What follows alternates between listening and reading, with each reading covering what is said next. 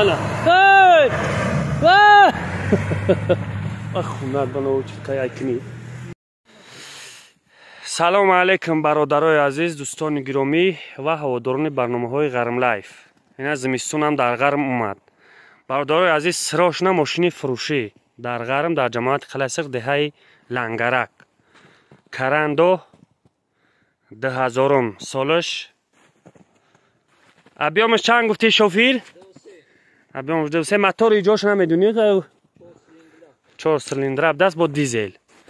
اینا ماشین برادرای عزیز سستانش ساز اینا نگاه کن که وزای ها اونمو بالای که هم تخمبید اومد در پایین مینا ایجا پایین دیگه قشلاق نیست خونه نیست اینا در لبای خیلی برف میچخه میروه. بالونش زمینی نه؟ 4 بالون زمینی. برادر سراش نمیفروشش غریبی میروه گجا میروه. خیلی ماشین سستانش این خطون نگاه کن نه اینه نگاه کنید برادران عزیز که کاژان ستیلنیکوش اینه درون و بیرونش. نرخش چنده شوفیور؟ 35 با سودا میشوه. اینه 35,000 سامانی با سودا میشوه. خیلی کسی تا که در کار نمین نامیروی که در روی اکران نامیروی امین راننده هن زنگ بزنه کهش هم صحبت بشه انشاءالله که ماشین چای خوبه با میای ای پیش میبینی در این کامera ممکن با خشونت و ای پیش با میای میبینی گام میزنه اینا.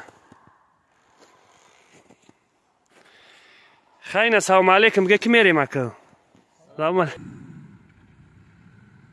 نگاه در برف رنگی چی میروه نزن دام شوفیر نه شوفیر نیست نمی خدمو بگریزیم کدوم سو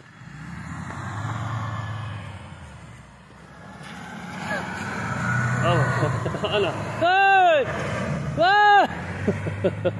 هی خونت بنو چکای کنی. نگاه دینا ما همینجا نمونه براو ایه بیده اگه جا چخید همینجا اخیر ایه بی ها بخواته یا بگه غیر از بگه اسکی دینا نه این جای مایده که با تواق میخور اونجا جای تواق خریب بده نه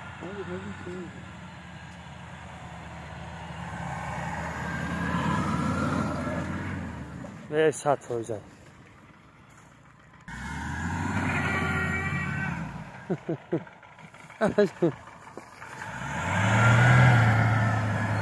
بس